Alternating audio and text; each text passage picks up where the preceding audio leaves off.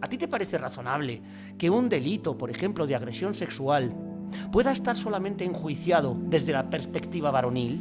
Bueno, yo es que me planteo la pregunta un poco al revés. ¿Ha habido en España alguna opción de centro? Te voy a responder a esta pregunta que me encanta, porque de verdad, con 3 cosas cambiábamos la sociedad española. Con 3 cosas, de verdad. Pues claro, imagínate. O sea, se te abren las carnes, claro, se te rompe el corazón.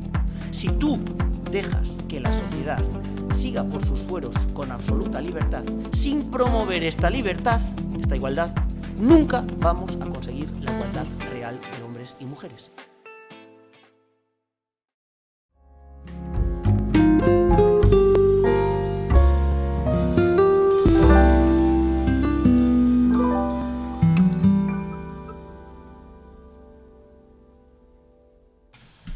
Buenos días y muchas gracias por estar un día más con todos nosotros en La Primera Impresión. Ya sabéis que, como cada semana, entrevistamos a personas que son líderes sociales, gente que nos inspira y de la que aprendemos. Y además gente que es generosa porque viene y comparte anécdotas con todos nosotros. Y sobre todo ya sabéis que todo, casi todo es mentira, menos la primera impresión. Bueno, en los anteriores episodios hemos tenido a Ousmane Umar, que premio Princesa de Girona, que la verdad es que disfrutamos un montón en ese viaje de cerca de 20.000 kilómetros en el que fue esclavizado, encerrado, se le hundió la patera, bueno, todo un podcast, la verdad, y toda una vida, y disfrutamos un montón. Y la semana pasada estuvimos con Fernando Savater, que para los que hemos estudiado filosofía, pues la verdad fue un lujo. Yo la verdad es que aprendí un montón, no solo porque sea catedrático de filosofía, sino porque además es todo un personaje. Y esta semana le estábamos dando vueltas. Hemos traído a gente que ha comenzado partidos prácticamente desde cero. Estuvo Albert Rivera con nosotros, también Rita Maestre nos contó algunas cosas, o Javier Ortega Smith, que también nos contó otras de cómo empezaron cada uno con los partidos. Pero hoy hemos dicho, ¿y si cogemos un partido desde justo cuando se está creando, desde el principio? Y vienen elecciones, la verdad, vienen curvas. Así que hemos decidido elegir un partido de esos que creemos que va a sonar mucho. Un partido que se llama CRE, que tiene un presidente y que se llama Edmundo Val. Edmundo, ¿cómo estás? ¿Qué tal? Muchas gracias por invitarme, un placer. Gracias por venir a La Primera Impresión. Bueno, lo primero, ¿de salud bien? ¿Todo bien? Todo bien, con mucho ánimo. Oye, me hace gracia porque hemos empezado, voy a contar un chascarrillo, hemos empezado y los dos estamos mal de la garganta, pero ninguno ha dicho nada. No sé qué pasa, somos una generación currante, porque estábamos esta mañana whatsappeando y me podía haber dicho, oye, estoy malo, y yo le he dicho, yo también, otro día, pero no decimos nada y nos encontramos aquí los dos afónicos. Así es. Bien. Bueno, la pregunta más importante de hoy del podcast, eres motero, ¿no? Soy motero.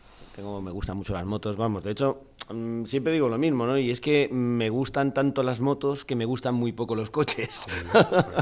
Y entonces, bueno, desde que era muy crío, andaba ya en moto por el campo, mi primera moto fue una Puig Cóndor, una moto de 50 amarilla. Oh, qué maravilla, sí. Y luego ya después de esa tuve unas Anglas Yamaha, de esas que llevaba la Guardia Civil, de 400. Que esa moto me dio muchos placeres, mucha satisfacción. Viajaba mucho con ella por carretera y era una gozada, ¿no? Era un hierro, pesaba muchísimo, corría poco, pero era una maravilla. Luego ya me compré una BMW, una K75, que todavía la tengo. ¿Roja o negra? Es azul y tiene 28 años ya. Wow. La verdad que he viajado mucho con ella también. Qué bonito. Luego ya me dio un poco de miedo y aunque la conservo la BMW, me compré una Harley, una V-Rod, que es una gozada para viajar por carretera. Sí. Es muy bajita, muy aerodinámica. Es una chulada. Luego también le he comprado una motillo a mi hija de 125. Qué valiente. Bueno. Qué valiente. Sí, lo de las motos es una locura para mí. Bueno, este episodio no lo pueden escuchar mis hijos, lamentablemente. A ver cómo vetamos esto luego, cómo lo edito para que no lo escuchen. Bueno, oye, ya en serio, cuéntanos un poco antes de nada, que sepamos un poco qué es Nexo y qué es CRE. Pues sí, a ver, Nexo es una asociación con un objeto político que la conformamos pues la presentamos en septiembre del año 2023, aunque empezamos a currar en ella pues ya prácticamente desde julio, para crearla, para lanzarla, desde julio del año 23. ¿Y qué pretende o qué objeto tenía, ¿no? Pues tenía el objeto, si los asociados así lo decidían, de promocionar un partido político. ¿Por qué? ¿O a quién reunía, digamos, en ese conjunto de personas que ya vamos en nexo por ya cerca de los 1000 asociados? O sea, una de las primeras cosas que nos sorprendió fue precisamente el éxito que tuvimos. Nos pilló un poco a traspiés, teniendo en cuenta que estas cosas se hacen con tus manos, de una forma muy artesanal, ¿no? Bueno, tenía por objeto el sacar de la orfandad, el conceder, el dar, el ofertar una papeleta en las elecciones a quienes formamos parte de un espacio siempre discutido en España, pero yo creo que muy real y existente, que es el espacio de centro. Es ese espacio que va pues desde la derecha del Partido Socialista hasta la izquierda del Partido Popular, un espacio central que en las elecciones del 23 de julio pues se quedó sin papeleta. Personas que, bueno, todo el mundo ya sabes que en la política española todo el mundo dice ser de centro, pero no existe un partido de centro, y para quienes formamos parte de este espacio y no queremos votar ni al Partido Socialista ni al Partido Popular porque no nos sentimos identificados con estas opciones políticas, pues yo por primera vez en mi vida, tengo 56 años, llevo votando desde los 18 y por primera vez en mi vida me encontré con que el 23 de julio voté en blanco, con un sobre que dentro no tenía ninguna papeleta, porque no había ninguna papeleta que me representara. Ya no digo que al 100%, no es exigible que un partido te represente al 100%, pero hombre, por lo menos que no te dé rabia votar a un partido al que no quieres votar. Yo nunca he sido partidario de votar a la opción política menos mala. Nunca me ha gustado esa forma de entender la política, ¿no? Hay que votar, yo creo que hay que votar, o yo siempre he votado en positivo, no he votado contra alguien, he votado a favor de una opción que yo creo que puede dar soluciones a los problemas de los españoles, que puede aportar cosas en positivo a la política española.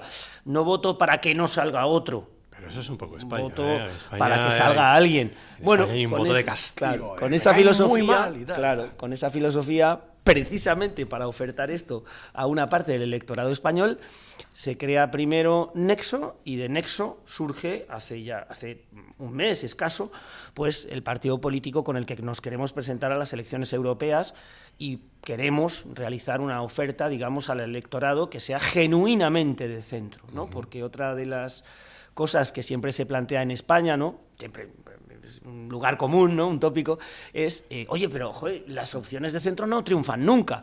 Bueno, yo es que me planteo la pregunta un poco al revés. ¿Ha habido en España alguna opción de centro?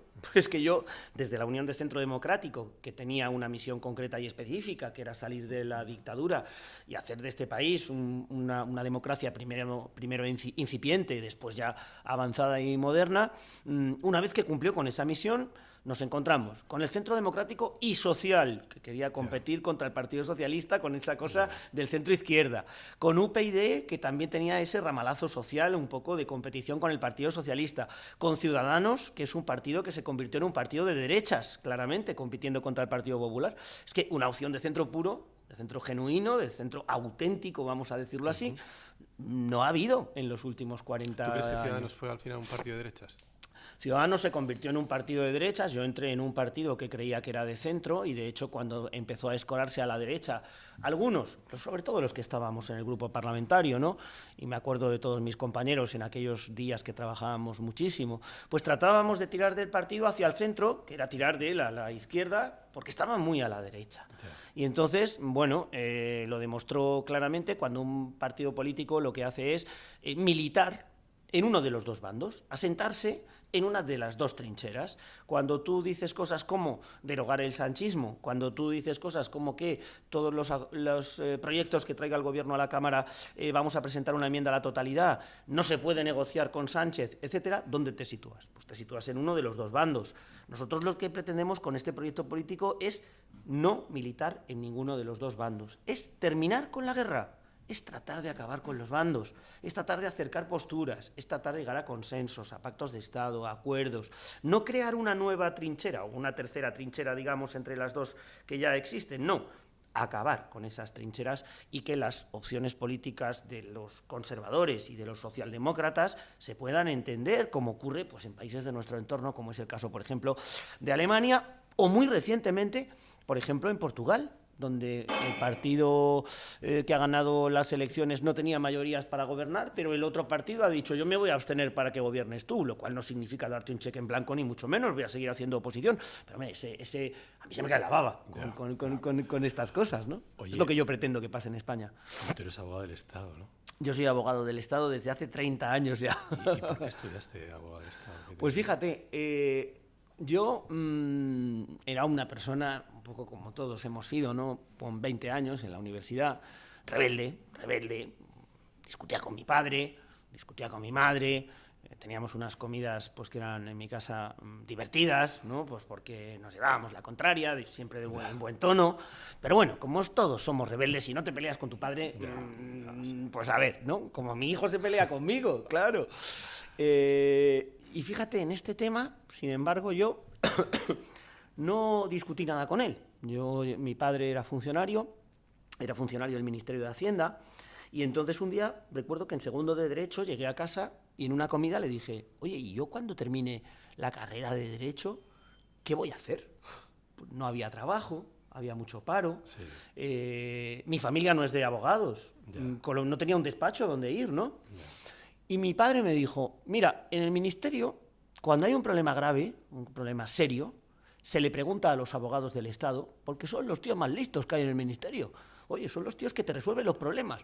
Yo creo que deberías intentar hacer esta oposición y luego, si no te sale, porque es muy difícil, pues te puedes pasar a otra que sea más fácil. Y yo le dije, pues me parece bien, no sé lo que es ser abogado del Estado. Oye, lo investigué, pregunté y me encantó. En cuanto me apareció en mi vida esta posibilidad, con un espectro amplio del marco jurídico al que poder dedicarte, pudiendo elegir entre todo el abanico de materias jurídicas las que más te gusten, pudiéndote dedicar al ámbito de los informes o al ámbito de los pleitos, que es donde yo me he residenciado siempre, con la toga puesta, metido en sala, pudiendo incluso optar, que yo no lo hice, pero también lo puedes hacer, a puestos internacionales en la Unión Europea, ¿no? O en organizaciones internacionales de todo tipo. Pues hombre, no te limitas, tienes un campo abierto enorme. A mí me encantó.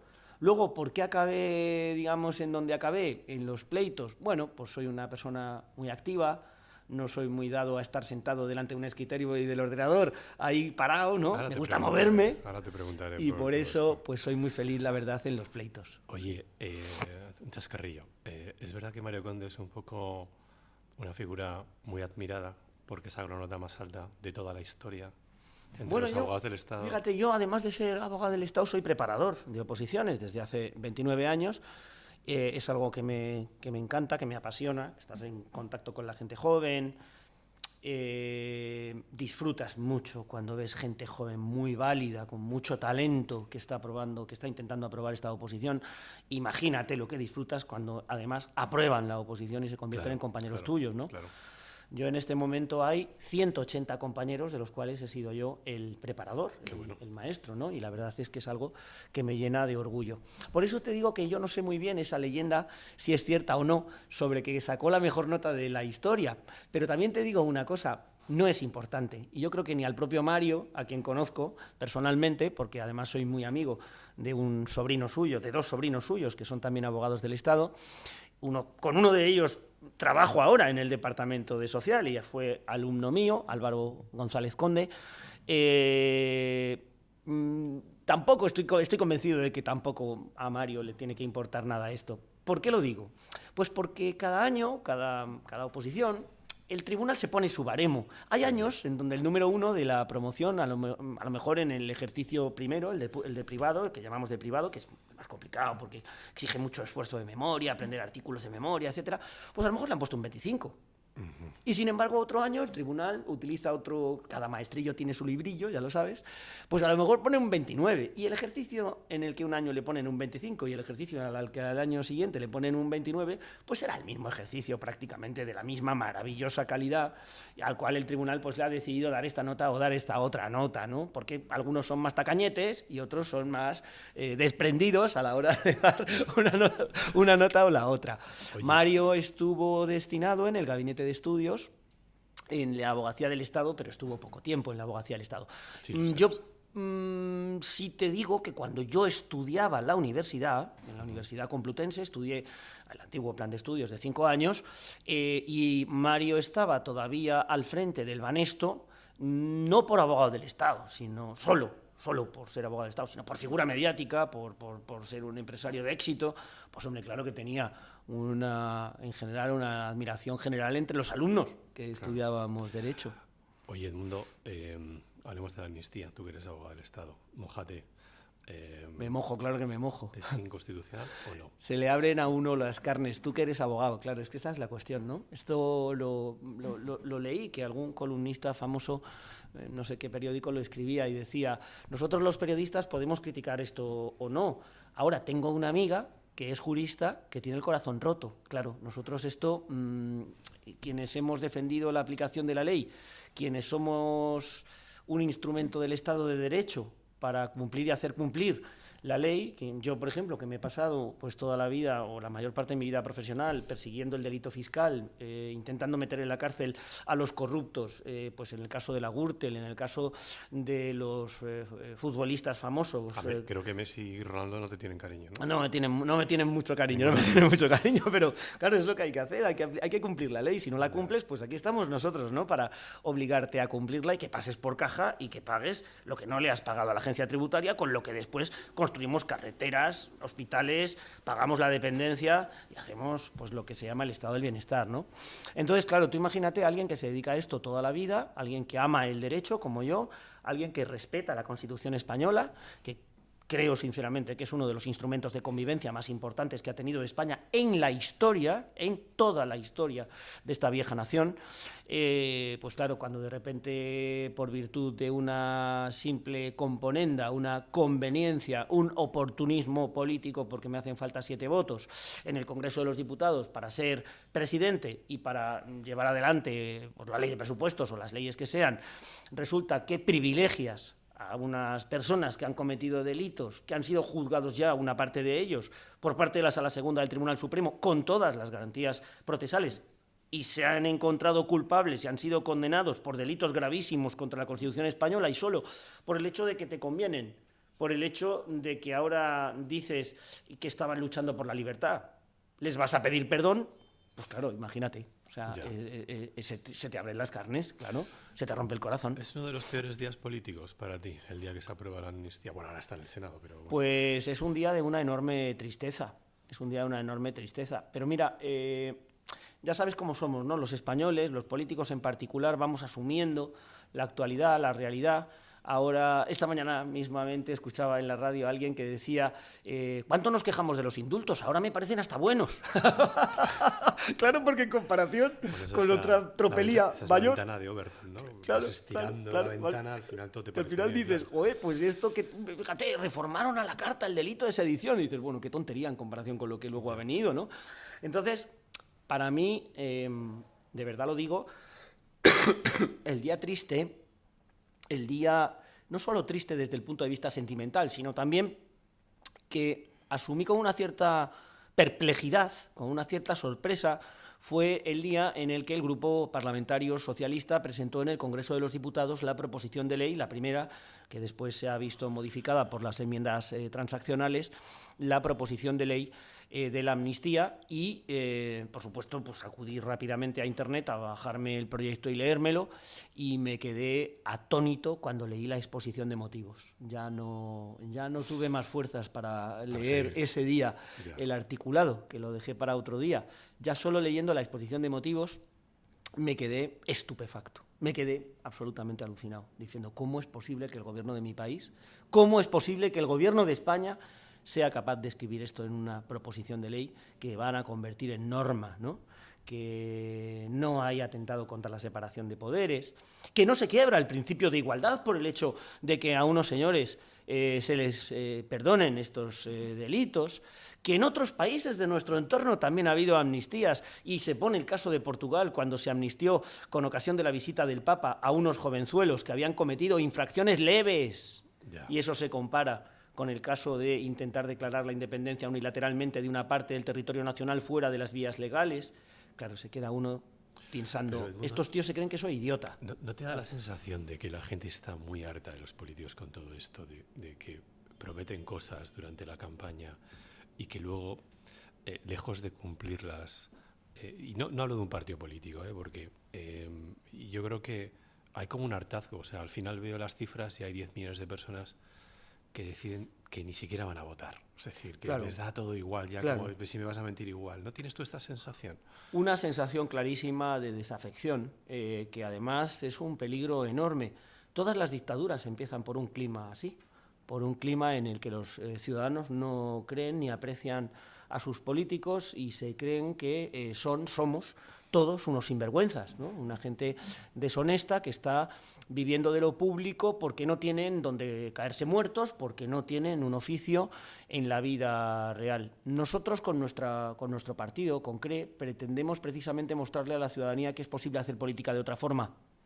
Somos todos personas que venimos de la sociedad civil, de nuestros trabajos. Yo he terminado mi época de parlamentario, hace 5 años que me metí en política, he pasado 4 años y pico en el Congreso de los Diputados y me he vuelto a la abogacía del Estado y ahora mismo estoy en el Departamento de Social y estoy llevando todas las casaciones que el Estado tiene en la Sala Cuarta del Tribunal Supremo, trabajando mucho, trabajando duro, quitándole tiempo a mi familia y a mis amigos para intentarlo una vez más, el ofrecer una opción política seria y válida y de centro a los ciudadanos.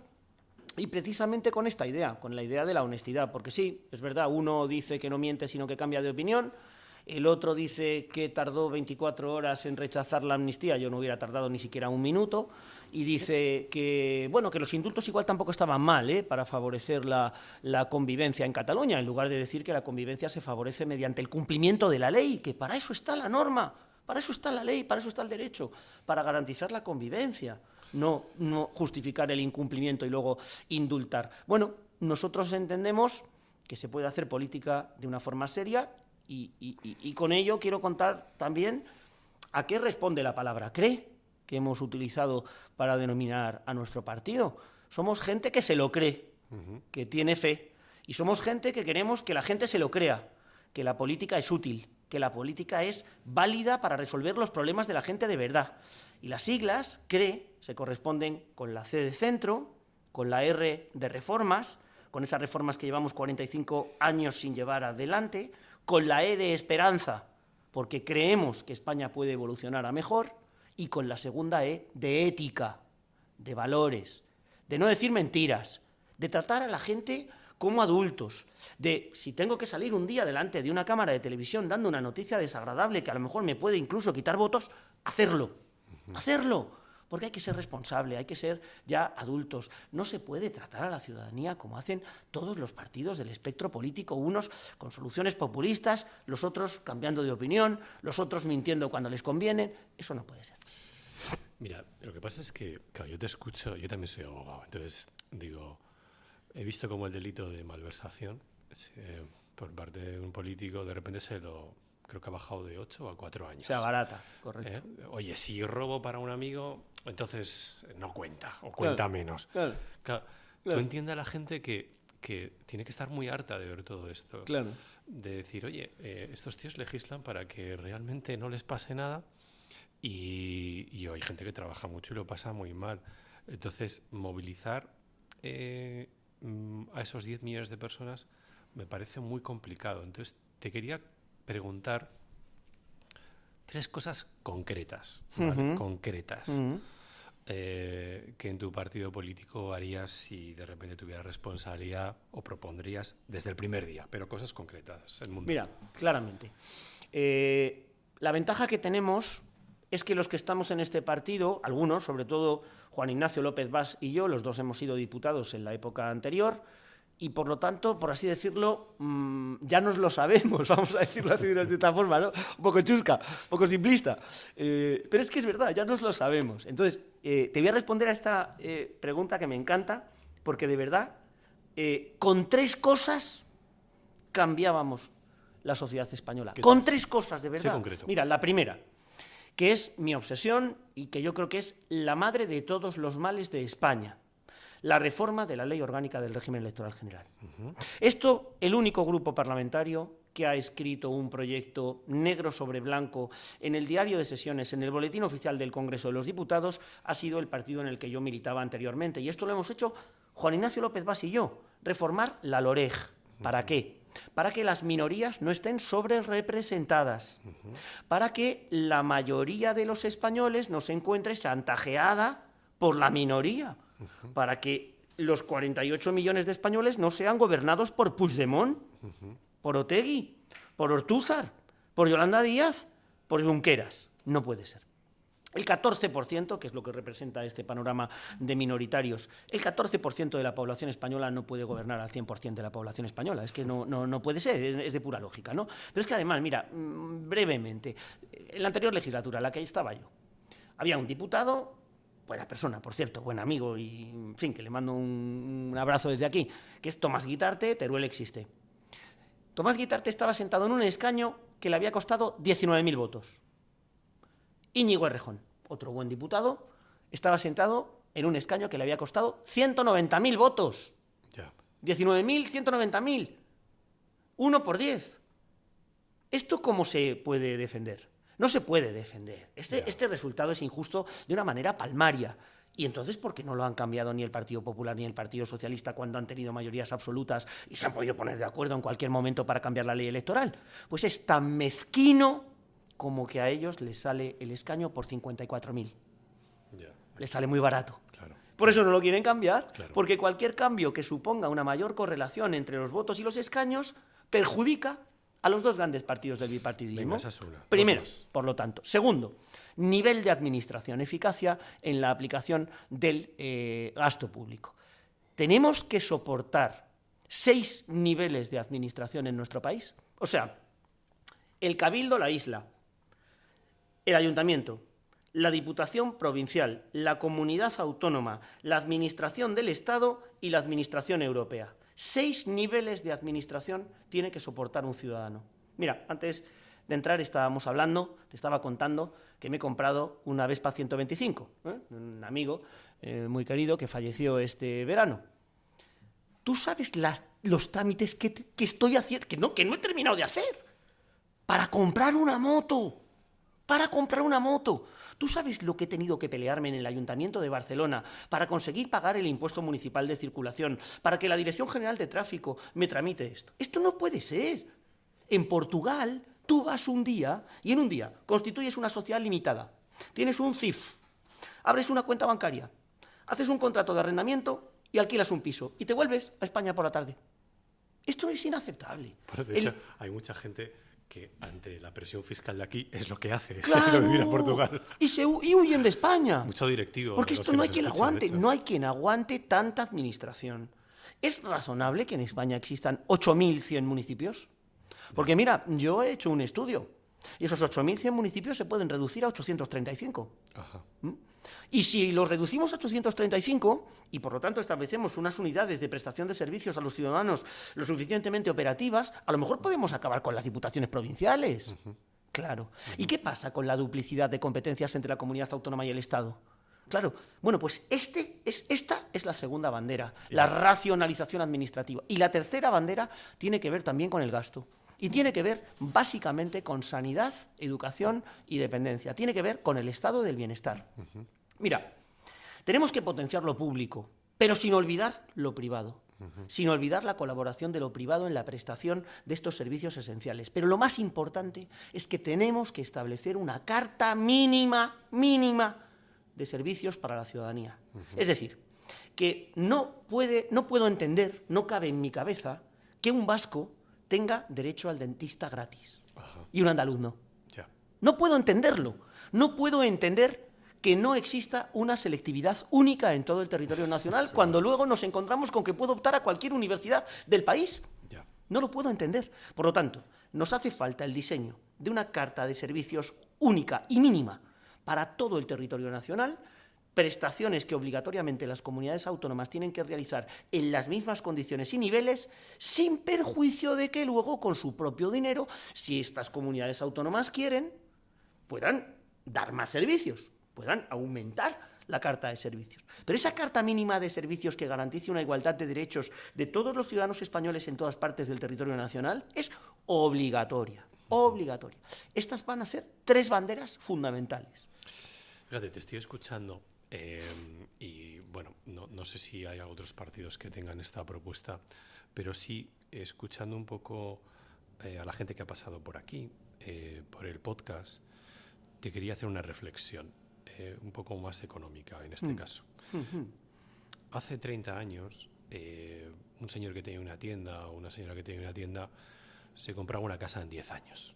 E incluso a lo mejor se animaba y se compraba una casa en la playa. Correcto, ¿vale? Una segunda vivienda, sí. Una segunda Con vivienda, gran esfuerzo. efectivamente, pero bueno, más o menos hoy la gente joven, bueno, esto, si se compra una vivienda que está por ver, tarda 35 o 40 años. Así es. Es decir, hemos creado un estado del bienestar en el que la gente joven, para acceder a una vivienda, puede estarse media vida trabajando. Exacto. Y realmente todo esto, si me lo permites, ha sido una gestión política. Correcto. Gente que ha estado legislando el BOE de alguna determinada manera y ha conseguido empobrecer a toda una generación para que esto que se llamará co-living, básicamente es, oye, no puedo vivir solo, que ya y quisiera. me tengo que ir a vivir con más gente, que queda muy chulo esto, pero, y hablábamos de esto hace un momento con el Un equipo. hijo de 25 y una hija de 23, con lo cual entenderás que es un tema que sufro en mis carnes. Lo conoces. Sufro en mis carnes. Los dos están, por supuesto, conmigo viviendo. Mi hijo, además, tiene ya un contrato de trabajo que no está mal. Primer contrato de trabajo, es filólogo, pero por la rama de la tecnología, es lingüista computacional. Qué bueno. Y claro, no va a tener nunca paro, porque es una profesión con maravillosa. ChatGPT no va a tener Está todo problema. con ChatGPT. Acaba de hacer ahora mismo un curso de inteligencia artificial que le han puesto un sobresaliente. Lógico. Y no puede irse de casa. Claro. No puede irse de casa con su novia. Fíjate. No puede. Entonces, en estas 3 banderas que te he contado, ¿dónde encaja este tema del que estamos hablando? ¿Dónde encaja regular el alquiler? En la segunda, en la administración. En la administración. En la contestemos a una pregunta. ¿Nos falta suelo? No, suelo no falta. ¡Nos sobra! Te aseguro que no falta suelo. El otro día hablaba con un experto, una de las cosas más bonitas, por cierto, también lo digo, de crear un partido político y de con tus manos, artesanalmente, ser capaz de crear una organización rodeado de una serie de personas maravillosas que están conmigo en este viaje, es que hablas con muchos expertos, Claro. ¿no? Con mucha gente que sabe mucho. Y el otro día hablaba con un experto en el mercado inmobiliario y me decía, fíjate, yo pensaba que el problema era solo solo la cortapisa que la administración supone respecto al emprendedor que trata de construir viviendas, porque obviamente en el mercado ley de oferta y demanda, cuantas más viviendas haya, más baratas serán, lógicamente, Está ¿no? claro. Está claro. Pero la ley de alquileres ha hecho que haya mucha menos oferta. Claro. Bueno, pues me ponía los siguientes, y es un experto, me fío de él plenamente, porque además me parece una persona de un nivelazo bestial. Me decía, primero, falta de regulación de las viviendas de uso turístico. Me decía que en la Almendra Central de Madrid, los 5 barrios principales, de 83.000 unidades de vivienda, 45.000 están destinadas a apartamentos de uso turístico, lo cual restringe, lógicamente, la oferta de las unidades puras de vivienda. Primero, regulación, no prohibición. Ojo, regulación. Ojo, que los españoles ya sabes que partidarios somos de prohibirlo todo. Y yo no. Es horrible. Vale. Segundo, suelo en el mercado. Hablábamos, todo el mundo lo conocerá porque es una cosa famosa, de la operación Campamento en concreto, ¿vale? Sí. Vale. ¿Por qué no sale? ¿Por qué la ampliación del Plan General Municipal de Ordenación Urbana de Madrid, que se llama Operación Chamartín, ha tardado 25 años en salir adelante? ¡25 años! ¿De verdad? ¿De verdad hay una razón objetiva, justificable, que te diga el Ayuntamiento de Madrid? Pues mira, hemos tardado 25 años porque es un desarrollo urbanístico muy complejo. No, porque no habéis querido. Y tercero, porque esto es el nivel de no prohibir, ¿vale? Pero el tercer nivel es el de apoyar las administraciones. Este experto me decía, y luego, vamos a pensar en una administración que sea muy ágil, que te apruebe los planes generales municipales de ordenación urbana, que convierta el suelo urbanizable en urbano de una forma rápida, etc. Si no hay seguridad jurídica para el promotor que quiere invertir su dinero en las tareas de urbanización y de construcción, no hay nada que hacer. Y si no está detrás la administración dando esa seguridad jurídica al capital privado, no hay nada que hacer. Me lo estaba contando una persona muy de izquierdas. Yo decía, caray, si yo pensaba que el capital privado era malvado, que eran los fondos buitres esos, que tanto habla, ¿no?, la izquierda más radical. Y me decía, no te engañes, no te rías de mí, ni te tomes esto a la ligera, me decía él. Decía, estas son las 3 condiciones para resolver el problema de la vivienda, ya no solo de los jóvenes, sino de toda la ciudadanía. Mira, me parece genial que te hayas tomado la molestia y el interés de hablar con expertos, porque mira, hablabas ahora de tu hijo. Yo llevo cerrando cookies desde que los políticos decidieron regularlas y sin saber lo que era, ¿vale? Yo tengo una pequeña empresita con un amigo tecnológica y estamos haciendo cosas de inteligencia artificial. La semana pasada se aprobó una nueva normativa en la Unión Europea de 456 páginas que, a ver si me da tiempo algún día a leérmelas para entender qué pone, y que además está desfasada porque no habla de inteligencia artificial generativa. Entonces, me parece genial que te hayas tomado este interés. ¿Habéis pensado en esta parte de cómo vais a gestionar una nueva tecnología que le va a dar la vuelta a muchas cosas, como es la inteligencia artificial? Ha estado por aquí Paco Arango y nos contaba cómo la gente que locuta y dobla va a pasar un poco a la historia porque lo va a hacer una IA. Rita Maestre nos contaba que su marido, que era editor, estábamos hablando de cómo los libros parece ahora que se van a poder casi escribir solos. Bueno, hay una cantidad de cosas que se van a cambiar. ¿Qué habéis pensado vosotros desde CRE? Mira, va a cambiar todo, pero como cambió cuando se inventó el automóvil.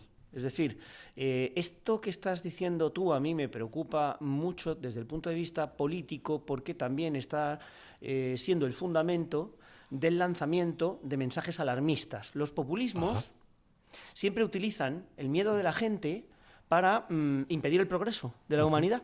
Y de esta manera ofrecen soluciones simplistas a problemas complejos. La inteligencia artificial acabará, claro que sí, con determinadas profesiones, pero creará otras. Detrás de la máquina siempre habrá un hombre. Y el ejemplo que te ponía era el de mi hijo, un filólogo, un lingüista, que de repente está todo el día con el ordenador, que la empresa le está pagando los certificados de programador informático, que se acaba de terminar su curso de HTML y que está desarrollando el curso de Java. Y que acaba de terminar ahora mismo un curso de inteligencia artificial generativa utilizando la herramienta que se llama Google Natural Language, para ser capaz de investigar las críticas que hacen en Internet sobre una determinada cadena de hoteles, los usuarios. Bueno, una virguería. Se me cae la baba, perdona que te diga, no es porque sea mi hijo, pero se me cae la baba. Claro, me parece una cosa virguerísima, ¿no? Porque tú dices, joder, un lingüista, un filólogo, que su destino natural sería hacer unas oposiciones a profesor de instituto, ¿no? Y luego, pues, como afición, pues dedicarse a escribir. Mi hijo, concretamente, además, esa afición que tiene es una afición muy bonita porque ya no escribe poesía, sino que canta rap, lo cual es chulísimo, ¿no? Chulísimo. Y luego, en segundo lugar, la regulación, ¿no? Esa manía que decíamos antes que tenemos en Europa y en España en particular de prohibirlo todo sin razón. Yo creo, mira, lo digo muchas veces de broma, es un chiste, pero es muy expresivo, ¿no? En España gritamos libertad, libertad, libertad. No, de una forma muy sonora, ¿no? Y en España resulta que lo que no es delito es infracción administrativa y lo que no es pecado de la Santa Madre Iglesia. ¿Dónde está la libertad, caray? Déjenme un espacio, ¿no?, para desarrollarme con libertad. Solo está justificada la regulación restrictiva, la prohibición de la iniciativa particular en aquellos casos en donde tu libertad choca con la de los demás o existe una poderosísima razón de interés general en una regulación. Este principio es esencial, es básico. Este principio es... Si tú lo aplicas a las leyes, se te caen... Bueno, yo creo que la mitad del ordenamiento jurídico se cae porque no hay justificación en muchas normas prohibitivas en el sentido que yo te digo. Y termino. La bisoñez europea, ¿no? La puerilidad de Europa. Europa no tiene una sola empresa potente en materia de inteligencia artificial.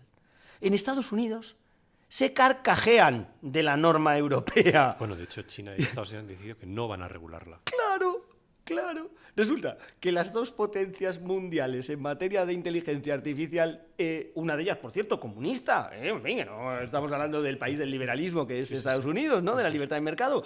Y resulta que ninguna de las dos va a regularlo, y aquí llega Europa muy chulita, y dice, pues yo la voy a regular. Oye, ¿qué empresa tienes tú aquí en Europa que sea potente en materia de inteligencia artificial? Ninguna. Hombre, yo creo que es hacer el ridículo. A mí me parece que es hacer el ridículo más espantoso desde el punto de vista internacional. ¿Cómo regularlo? Si queremos regularlo, que algo habrá que regular, ¿no? Porque también ahí estamos viendo ahora los fraudes en las fotos, en las voces, en tal, en cual. Hombre, pues a lo mejor desde un punto de vista de un tratado internacional, Claro. ¿no? Como por ejemplo ocurre con la ciberseguridad, el convenio de Budapest que reguló la existencia de un tratado internacional y de una política combinada de muchos países del mundo, precisamente para acabar con la ciberdelincuencia. Estaba un día hablando con Pedro Ruiz que me decía que no votaba porque esto de dar el voto a unas personas y no volver a saber hasta dentro de 4 años no lo entendía bien. En España hay 60 millones de móviles, más móviles que personas ya. Con lo cual la participación ciudadana pues podría ser constante. Es decir, los políticos podrían preguntar ante cosas que de repente veamos que son críticas, como esta, como la amnistía o como lo que sea. ¿Y esto por qué no se hace? ¿O vosotros habéis pensado en algún momento en dar un espacio a que la gente le puedas preguntar de vez en cuando y decir, oye, que no estoy de acuerdo o que sí? Buah, me encanta esta reflexión, de verdad. Mira, maricomplejines es lo que somos nosotros. Los españoles somos maricomplejines. Federico Jiménez Los Santos. Maricomplejines. Federico Jiménez Los Santos, efectivamente. Claro, como Franco montaba referéndums, pues a nosotros nos da miedo montar referéndums. Como hay ciertas corrientes que dicen que la democracia directa es un sistema en el que se apoyan los dictadores, entonces resulta que la democracia directa no se puede utilizar en un sistema democrático. ¿Será que Suiza es una dictadura cuando realizan referéndums cada 2 por 3 para preguntarlo todo? Claro, democracia directa. Pero mira, lo que tú acabas de apuntar también con respecto a los 60 millones de móviles. El sistema español está pensado para que proyectos como el que nosotros tratamos de lanzar de CRE fracasen. ¿Por qué? Porque es un sistema que se basa en los 2 grandes partidos. ¿Y qué hace el sistema? El sistema te pone trabas. Tú te puedes creer que sabes que para poder presentarnos a las elecciones nos hacen falta un número de avales del censo electoral. ¿Te puedes creer que hasta las últimas elecciones autonómicas, pero las últimas elecciones autonómicas de 2023, no se podían recoger avales a través de la firma electrónica? Anda, no sabía esto. Tenían que ser firma manuscrita, en unos papeles que aparecían sellados por la Junta Electoral. Claro, para poder recoger la firma manuscrita en un papel sellado por la Junta Electoral necesito una legión de voluntarios que me pongan carpas en los lugares más importantes de las capitales de España para convencer a la gente que firme en el papel. Y para eso necesito dinero. Claro. Y dinero, cuando estás naciendo, tienes poco. Claro. Bueno, pues hasta 2023... no se podía utilizar la firma. Ahora ya parece que la Junta Electoral en Madrid dijo que se podía utilizar la firma electrónica para la recogida de los avales. Claro. Oye, te quería preguntar por 2 cosas más. Vamos terminando. La primera, por el tema del feminismo. Lo hablábamos con Sabater el otro día. Ha dejado de ser un sustantivo en sí mismo para tener que adjetivizarse. Es decir, uno tiene que ponerle un adjetivo al feminismo porque ahora hay varias clases. Claro, ¿no? claro. Porque unos son radicales, otros menos, hay feminismo neto, feminismo que se ocupa de igualdad entre hombres y mujeres, entre solo mujeres, o sea, y hay un abanico muy grande ahora. Entonces te quería preguntar cuál es el posicionamiento de vuestro nuevo proyecto en este tema. Pues mira, aquí hay 2 elementos, digamos, yo creo que fundamentales. En primer lugar, es considerar la igualdad del hombre y de la mujer. Es decir, esto que parece tan de baba, ¿no? Que parece tan simple de entender, en lo que tú has llamado, posiblemente Sabater también, feminismos radicales. Esta idea no está clara, porque toman el feminismo desde la idea originaria de la superioridad de la mujer sobre el hombre, ¿no? Y este no es el principio. El principio fundamental que debe regir el feminismo, yo me declaro feminista desde toda mi vida. Me ha costado ciertos disgustos en mi vida, porque yo he sido 8 años presidente de la Asociación de Abogados del Estado y he tenido que pelear por los derechos retributivos de mis compañeras, que cuando se quedaban embarazadas, la dirección les quería quitar la productividad por objetivos. Y yo me he peleado porque no sea así. O sea, para que veas que, en fin, el movimiento se demuestra andando, no solamente con las palabras, sino también con las conductas y con los hechos. Y el segundo elemento, que también critica, digamos, al contrario, el feminismo más radical del otro lado, del lado derecho, por decirlo de alguna forma, es el que el artículo 9.2 de nuestra Constitución dice que los poderes públicos tienen la obligación de realizar conductas positivas para promover que la igualdad y la libertad sean reales y efectivas. Esto se llama discriminación positiva. Si tú dejas que la sociedad siga por sus fueros con absoluta libertad, sin promover esta libertad, esta igualdad, nunca vamos a conseguir la igualdad real de hombres y mujeres. Nos vamos a encontrar con un mundo privado que va a preferir al hombre frente a la mujer. Lo vemos en los consejos de administración de las empresas públicas. Hasta hace muy poco lo veíamos en la administración. Pero mira, en la administración, por ejemplo, ahora se dice, el otro día escuché al ministro Bolaños decirlo orgulloso, y me parece muy bien, decir que en la última promoción de jueces hay más mujeres que hombres. En las de abogados del Estado, pues también, suelen ser 50-50, pero hay algunos años que son más mujeres que hombres, ya. ¿Y cuántas magistradas hay en la sala de lo penal del Tribunal Supremo? Porque claro, estamos hablando de juezas, de magistradas, que entran por debajo, pero en la cúpula, ¿cuántas hay? Pues mira, en la sala segunda de lo penal del Tribunal Supremo, que se compone de 16 magistrados, aunque actualmente una de las plazas se encuentra vacante, hay 2 mujeres. 2 mujeres. Buenísimas magistradas, Susana Polo y Ana Ferrer, 2 magníficas magistradas. ¿Cuánto tardaron las mujeres en llegar a la sala segunda del Tribunal Supremo? Muchísimo, muchísimo tiempo.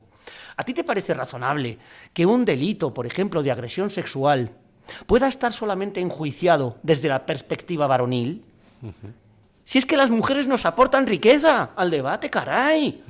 Es que las empresas privadas, lo digo sintiendo mucho lo que digo, lamentando mucho lo que digo, pero desde luego se equivocan si de una forma voluntaria no dan cabida a las mujeres en sus órganos de dirección. Pero si no lo hacen, tiene que venir el poder político para romper esa brecha. Obligatoriamente, en mi opinión. Yo, esta idea de la mano negra que regula el mercado, que poco a poco las mujeres irán llegando porque la propia dinámica de los tiempos, no, esta dinámica hay que forzarla. Y quiero decir que en este sentido me encanta el movimiento feminista, con el que me siento completamente identificado, de Míriam González. España mejor. Míriam González es una mujer que ha combatido mucho, que está además, o ha estado y está en los consejos de administración de las grandes empresas de este país, tiene un currículum espectacular, es experta en derecho de las finanzas y ha montado pues un movimiento feminista con el que yo me siento plenamente identificado en función precisamente de estos parámetros que te cuento. Muy bien, dos preguntas rápidas más. ¿El Tribunal Constitucional es un tribunal de verdad? Bueno, la propia Constitución no lo define como dentro del Poder Judicial. Y la verdad es que a mí se me abren también las carnes, lo mismo que decíamos antes, ¿no? Me escandalizo, me sigo escandalizando, quizás soy muy ingenuo, cuando se habla de la mayoría conservadora o del magistrado progresista, ¿no? Me repele, porque a mí qué más me da lo que sea un juez. Yo lo que quiero es que aplique el derecho, caray. Pero es un poco una antinomia, hablas de un tribunal y sin embargo la adjetivas como conservador o progresista, claro, ¿no? Claro, a mí me parece, mira... Y lo nombran los políticos, claro. O sea que al final... A ver, nosotros, aquí hay 2 soluciones, ¿no? La primera, y yo creo que además ha llegado el tiempo, el momento de planteárselo sin miedos, es el de la reforma de la Constitución. Y lo digo claramente. Ya sé que hay mucha gente que le tiene miedo a esto, se utiliza mucho esa expresión periodística de abrir el melón, ¿no? Se nos van a meter aquí los de la República Plurinacional, no sé qué, este tipo de cosas, ¿no? Yo creo que ha llegado el momento de plantearse con seriedad poder reformar la Constitución. ¿Por qué lo digo? Lo digo porque una de las cosas que tenemos en la Constitución es precisamente la forma de elegir a los miembros del Tribunal Constitucional, que vienen impuestos directamente por la propia Constitución y luego se desarrollan en la Ley Orgánica del Tribunal Constitucional. Bien, Durante la legislatura pasada, nosotros planteamos, también lo hicimos Juan Ignacio López Bas y yo, una reforma integral de todas las leyes orgánicas de desarrollo de los altos cargos, de las altas instituciones, de las instituciones constitucionales de nuestro país, a fin de que, sin eliminar del todo la discrecionalidad política, porque la Constitución no lo permite si no la reformamos, sin embargo, se potenciara el mérito y la capacidad. Y me refiero a Tribunal Constitucional, Tribunal de Cuentas, Defensor del Pueblo, Agencia Española de Protección de Datos, Consejo de Administración de Radio Televisión Española. Vale, nos votaron en contra. Bueno, perdón, y me olvidaba. Consejo General del Poder Judicial, caray, la madre del cordero. Claro, nos votaron en contra. ¿Por qué? Porque no quieren los políticos que haya gente meritoria en estos puestos. Quieren borreguitos que estén comiendo en el pesebre. Quieren personas que cuando llames por teléfono porque tienes que pedir un favor en un tema que está presionando a lo mejor a tu partido político o que te preocupa mucho de la actualidad política, se te pongan al otro lado del teléfono. Claro. Oye, por último, ¿qué opinas de Javier Milei, de lo que está ocurriendo en Argentina? Que te he escuchado que ha quemado la mitad de la legislación. Sí. ¿Qué opinas de esto? Vamos a ver, mira, yo cuando salió, a mí hay cosas, pues como comprenderás, que me espeluznan un poco, ¿no? O sea, el final de campaña de Milei me pareció un estrambote, ¿no? Esto de sus perros que le aconsejaban cosas, la sierra mecánica, terminó cantando ese grito que a mí me hace gracia, ¿no? Pero que me parece también un poco chusco, lo de ¡no tenemos plata! ¿No? Que parece, yo qué sé, ¿no? La serie esta de narcotraficantes de plata o plomo, ¿no? Y cosas así, ¿no? Cosas, no sé, como muy esperpénticas y muy populistas. Me ha llevado un poco a la siguiente reflexión. En España somos muy partidarios de decir que todo lo español es lo más malo del mundo y que todo lo extranjero es lo mejor del mundo. Y seguro que tú también lo has pensado muchas veces, yo por supuesto, decimos, el problema que tenemos en España, yo en tus anteriores preguntas lo he cifrado en la reforma de la LOREG. Otros decían, no, el problema que tiene España se resolvería si tuviéramos un sistema de elección a doble vuelta. Ya. Mira lo que ha pasado en Argentina. Ya. Susto muerte. Ya. O el kirchnerismo o Milei. Claro, ninguna de las opciones políticas moderadas ha alcanzado la segunda vuelta. Y ha habido que elegir entre una cosa o la otra. Yo ahora, sin embargo, las cosas que voy viendo, que va haciendo o que pretende hacer Milei, pues ha habido muchas cosas que me han gustado mucho, ¿no? Una de las cosas más sorprendentes ha sido cuando ha despedido a la persona que le ha subido el sueldo. Y he dicho, caray, este señor, sí, esta medida me gusta mucho, ¿no? Claro, ¿no? Una de las cosas que comparto con él absolutamente es que en nuestro país, desde el punto de vista económico, tenemos que ir abandonando el criterio de la subvención no productiva. Las subvenciones se tienen que dar con el dinero de todos para que se pueda generar riqueza. Todas. Lo que estoy diciendo es una cosa que voy a defender de una manera radical. No.